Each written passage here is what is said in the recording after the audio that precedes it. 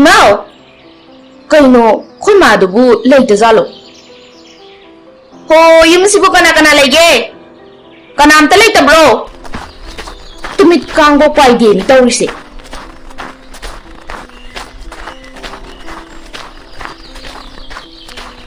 Hana, ibima, nang lairo. Hoy nama. Ay koy madi, kaisa kige. Imado, kaday da zatkrabano khanghaudre. Ado ibema, nangbu imungda mukta janglaga nina tana phamlaga wari sasidana. Kainoy nama. Imana zatkibabu inamana khanghaude haidubu inamase yumsigi maunatro khanghom thoktro. Thaza, aisu khanghaudre. Ado imungda janglaga nina tana wari sase. Ima leitrasu ai lerisi chap manadro. Kaino dai nama. Imaga inamagabu kadai da manarino. Manabaga yapote. Imana ima inamana inama. Kay kandabda. Oh, pare. Adudi ima leitrabanina nang halaga hairo. Ima leitrabanina ai kari mata pubasu yararoi. Aduna khatnaba horamnaga hekta hankragi. Inamagi si aibu hekta taliba haibadunine. Pare. Ai chatle. Amuk hanane. Noyna yumsidane laoi ai. Khangrada aikhoi mungse. Isalmaki saktani, inemaki saktani. Mama mazani haibadane chap ek chane.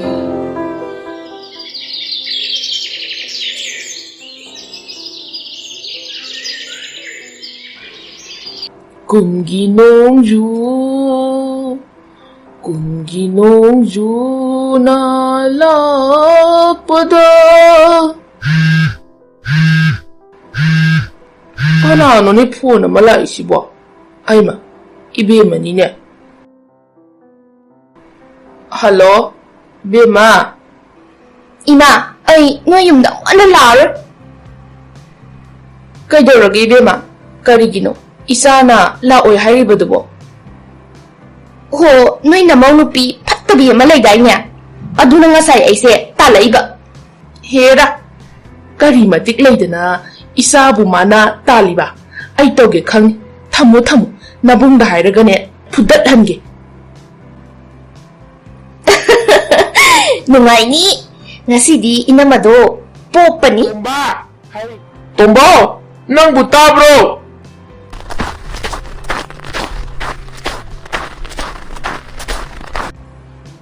Kay hagi ma.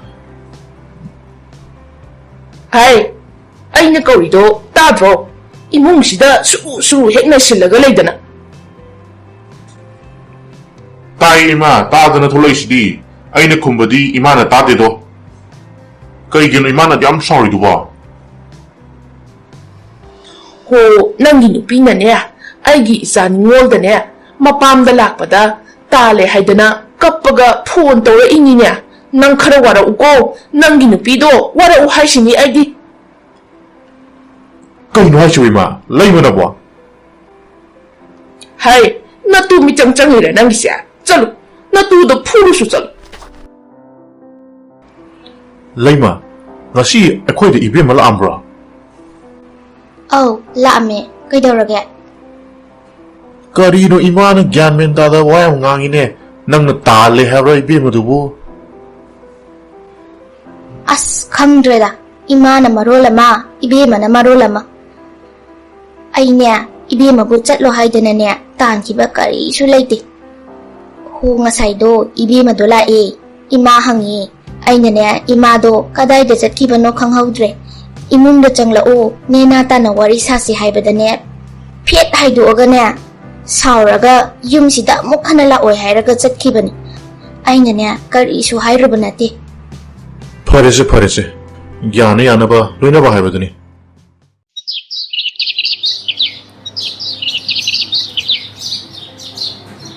Mauni na tawrisi, ya hau na marola matini ba. Ayuki sasi na niya, pung taratar ka takadawri ba khangde. Hoy, kuigi mungsibu saga matalondra baro.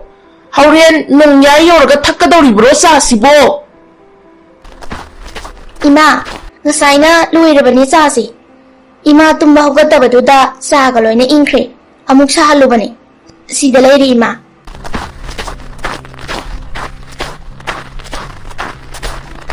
Ima, ay laiye.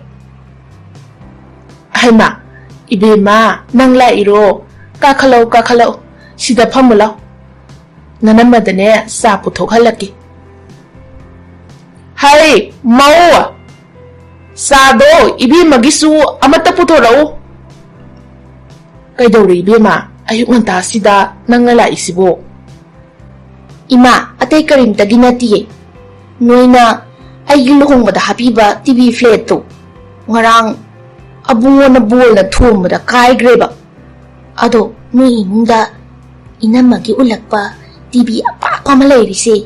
Ay pugrage hagitaw ko ni ba ima? Hai, nanamase udringay da puga daw bani. Nang na niya, nanamagi mamang da hayrakladi niya, nanamana soy na namagiyar oy.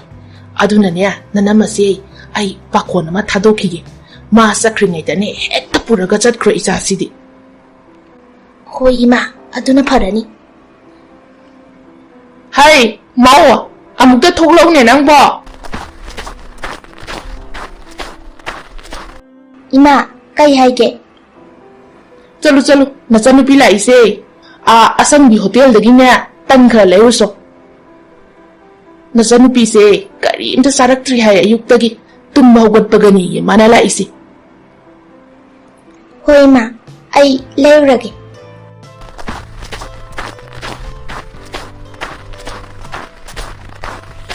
Nanama chatkringay sida nang niya, otora kayong paraga niya, TV se puraga chatkro. Hoy ma, ay niya, sakrage. Ado, inamado imana thokpangang na huro.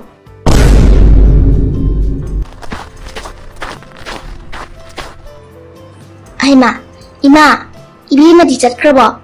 Tanse, niyam chilamdana, karangay rei, aduna, kuithokre. Hoy bema, nang gitan nung putpaga manabado, ngay ngamdadana isanupido satkre. Ima, ay giluhong bada hapagpa TV dugu, ay nangasay hotel chatlamday da tetlaw bani, leramdre ima.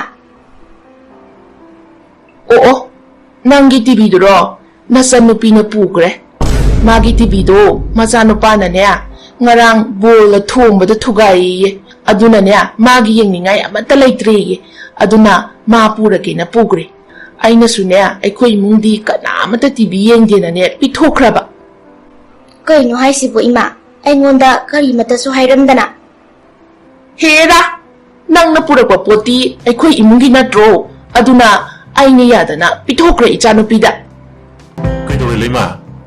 Nang na adugyam nungay na lay rito na. Imaga kari mo hainarage. As, kamdi da tamo.